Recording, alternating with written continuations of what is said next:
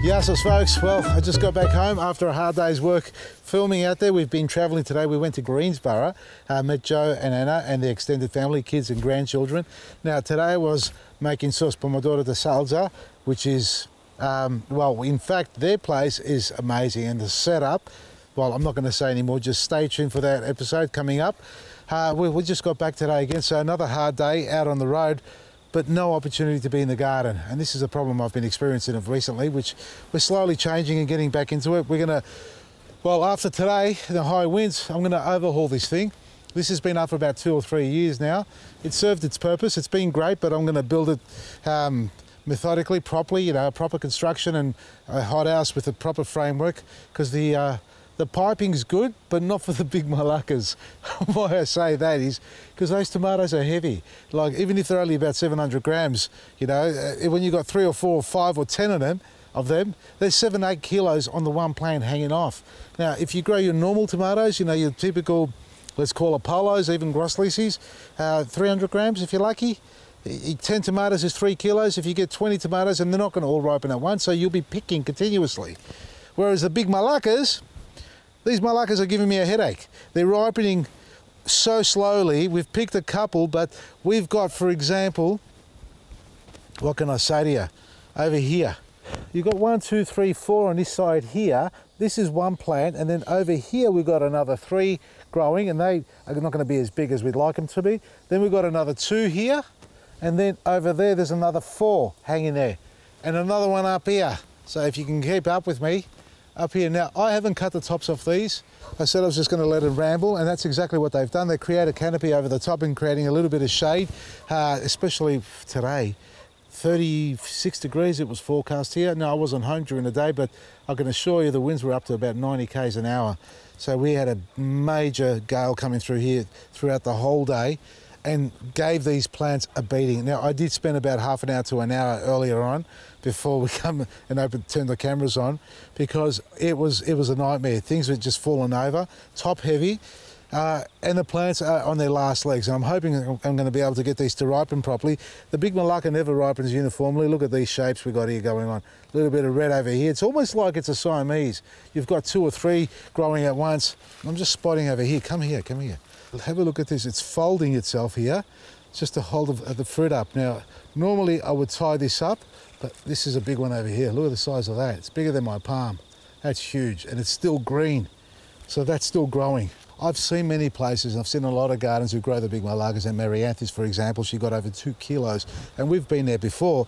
And, you know, this year, I can't remember the young fellow's name, he got up to 2.7. So you literally have to build a scaffold to hold these things up so they don't rip themselves off the main. Now, I'm not going to touch that. That's already there like that. Well, not now, I'm not going to touch it, but I might come back tomorrow and consider tying it up. Let's have a quick wander inside and show you the Septoria leaf spot. We've got a little bit of, no Fusarium wilt, but we've got a little bit of yellowing, angular leaf spot developing on this. No mildew yet, but a lot of yellowing leaves and a lot of weather-beaten plants. Literally weather-beaten, because the weather has been pretty harsh on these plants. Lethbridge, for those who don't know, you can see the average temperature here is a few degrees lower than Melbourne, and the average wind temperature is about 40 k's higher than Melbourne. So whatever they forecast in Melbourne, we cop it here. And they reckon, the locals say here, there are 4 days of the year where it's not windy. And I reckon we've already chewed those up this year. So today has been blowing a gale. George's tomatoes, a lot of you want to see those. I know that because we've put them on. That's George's big tomato. We've picked a few of them. Now, they're more in the open, and they've really copped a beating. This is the first year they've grown here, folks, so they're not used to this acclimatization. Oh, wait a second, look at this. Oh, bugger me. Look at this. Broken. Snapped straight off the bottom there. Gone. Lucky there was no fruit on it, no tomatoes on it. So this is what happens. You know, the wind just knocks these plants around. I don't use stakes, I use a string.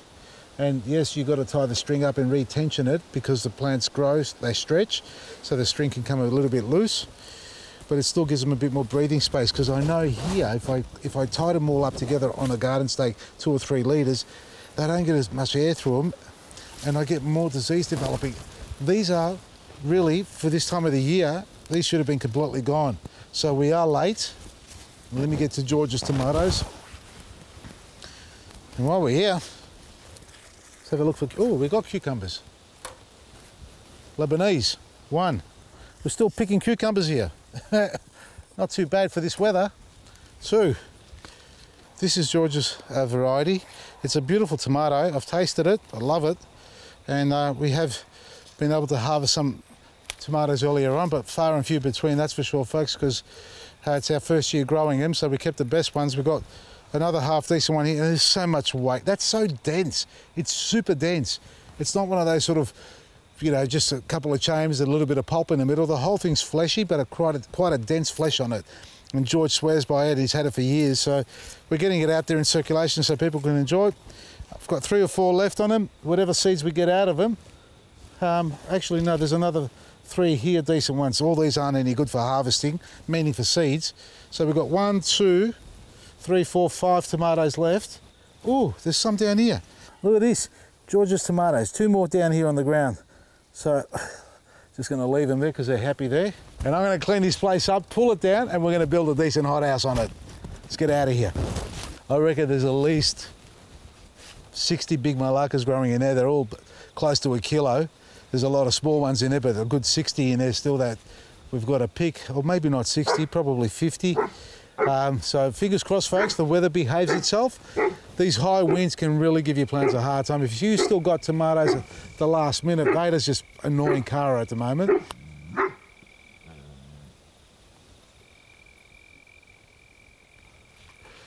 That's right, Cara, you tell him, go away, leave me alone.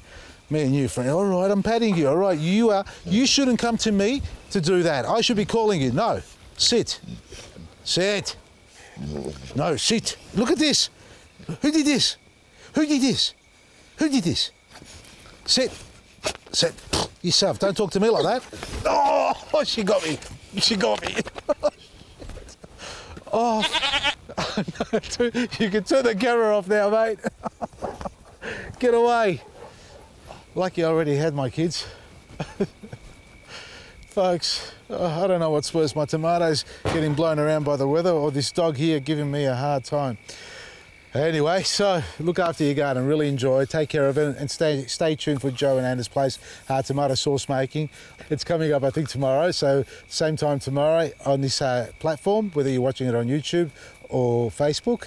And as far as our range again, because we are getting a lot of emails still coming through, people asking what's happening to your store. We haven't got a retail store. We are supplying to independent garden centres and Mitre 10 stores. So go to your local garden centre, support them, and look out for our product range. Currently, Garden World's got our 18 kilos and Ascot Vale Garden Centre's got our 18 kilo black grit.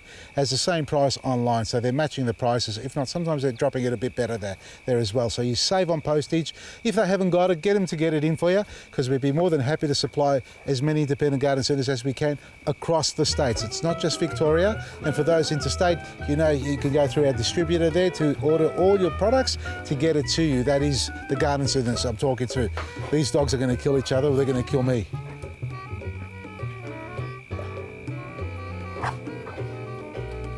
Don't forget to go to our website, vasilisgarden.com, because we've got our seeds on sale. I think the discount code expires at midnight. vasilisgarden.com for everything you need. From me, Vasili, Maresi.